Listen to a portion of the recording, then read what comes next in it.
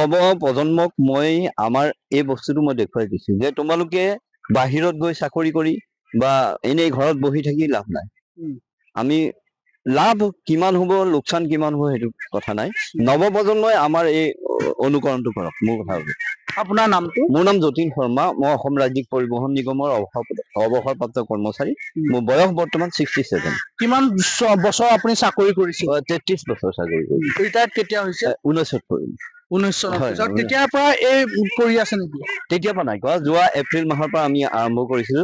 এই আমাৰ মহিৰাম বৰা তেখেতো আমাৰ এই কি কৰিছে আপোনালোকে? ইয়াত মাছ আছে 2 কুইণ্টল, তাৰ বাদে হাঁহ আছে 550, তাৰপিছত ড্ৰেগন ফ্ৰুইটছ আছে আৰু তৰৈ আছিলে, তৰৈ লগাইছিলো অলপ। তৰৈ বান্দৰে খাই দিয়াৰ কাৰণে আমি গোটেইখিনি কাটি পেলাবলগীয়া হ'ল। পুখুৰী কিমান বিঘা? প্ৰায় 2 বিঘাই আৰু 2 বিঘা। 2 বিঘা। যিহেতু ইতিমধ্যে আপুনি কৈছে যে আজিৰ দিনত সকলো যুৱ প্ৰজন্ম হওক বা ল'ৰা ছোৱালী সকলোৱে চাকৰি বিচাৰি হাবাথুৰি খাই বাহিৰলৈ যায়, সেইটো মই ছাপোৰ্ট নকৰো। আজি আমাৰ ইয়াত খেতি কৰা মানুহ অসমীয়া মানুহ নাই। মাত্ৰ 3জন 4জন মান মানুহে খেতিত লাগি আছে। আমাৰ নৱ প্ৰজন্ম ওলাই আহক, খেতি কৰক, এনেকে পুখুৰী বনাওক, মাছ পোহক, হাঁহ পোহক। যিখিনি একো কষ্ট নাই এইবিলাকত, খুব কষ্ট নহয়। কষ্ট নকৰাকে ফল লাভ কৰিব পাৰিব। আৰু বাহিৰত গৈ টকা 30,000 দৰমহা পাব, ইয়াত থাকিলে 20,000 টকা পাব। কথাটো একেই হ'ল। ঘৰখনো পালে, পৰিয়াল সংসাৰো পালে আৰু আপোনাৰ ঘৰখনো চলি থাকিব। শ্ৰী ধীৰেন কলিতা। আপুনি কিমান বছৰ চাকৰি কৰিলে? চাকৰি কৰিলো 35 বছৰ। মই যোৱা 2022 চনৰ 31 জানুৱাৰীত অৱসৰ গ্ৰহণ কৰিছো। অৱসৰ গ্ৰহণ কৰি কিছুদিন থকাৰ পিছত আমি 2জন যিহেতুকে অৱসৰ কৰ্মৰত, 2জনে যেতিয়া আমি অৱসৰ গ্ৰহণ কৰিলো, গতিকে আমি চিন্তা কৰিলো যদি আমি ঘৰত বহি থাকো নিশ্চয় আমাৰ মনবিলাক বুঢ়া হৈ যাব। আৰু আমি নৱপ্ৰজন্মক আমি এটা আদৰ্শ দেখুৱাৰ ইচ্ছাৰে আমি এই কাৰ্যসূচী আমি হাতত ললো। আৰু হাতত লৈ আজি প্ৰায় 2 বিঘা মাটিত আমি এইটো ফিচাৰী ব্যৱস্থা কৰি, আৰু বৰ্তমান আমাৰ 600 মান হাঁহ আনিছিলো, কিন্তু আমাৰ কিছু হাঁহ লোকচান হৈছে। আমাৰ বৰ্তমান 550 হাঁহ আছে। গতিকে আমি তেনেধৰণে আমি কামখিনি কৰি আমি আগুৱাই যাবলৈ চেষ্টা কৰিছো। আৰু লগতে আমি আমাৰ বিভিন্ন খেতি বাতিৰ ব্যৱস্থা ৰাখিছো।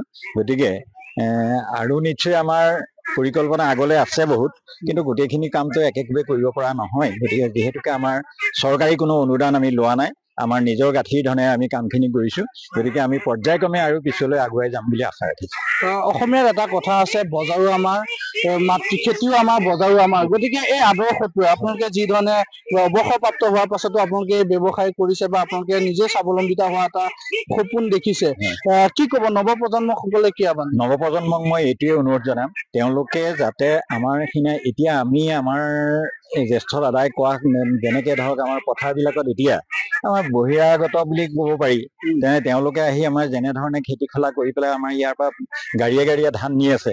যদি আমি 10জন ল'ৰা একগোট হৈ পেলাই যদি আমি তেনেধৰণে খেতি বাতিখিনি কৰো, আমি বাহিৰলৈ যোৱাৰ কোনো প্ৰয়োজন নাথাকে। চৰকাৰে কিন্তু যথেষ্ট সহায়ো দিছে আজিকালি। হয়, চৰকাৰে যথেষ্ট সহায় কৰিছে।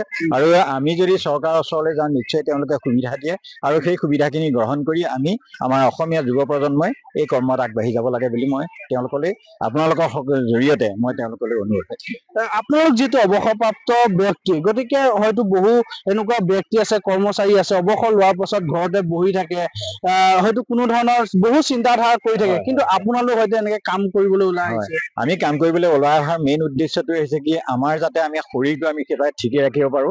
আমি 20 বছৰ বয়সতো আমাৰ যিটো ষ্ট্ৰেংথ আছিলে, বৰ্তমান মোৰ এতিয়া 63 বছৰ বয়স। 63 বছৰ বয়সতো আমি এতিয়া এইখিনি কৰিবলৈ পাইছো। আৰু মই নিজাববীয়াকৈ এই আমাৰ ফাৰ্মৰ বাহিৰে মোৰ নিজাববীয়াকৈ বৰ্তমান মোৰ ধান খেতিৰ লগতে এতিয়া আৰু মোৰ মানে প্ৰায় 1 বিঘা মাটি মই চেগুন গছৰ খেতি কৰিছো। গতিকে এনেধৰণে মই বহি থকা নাই, আৰু সেইটো কাৰণে মই নিজে ভাবো যে মোৰ শৰীৰটো বৰ্তমানলৈকে ঠিক হৈ আছে।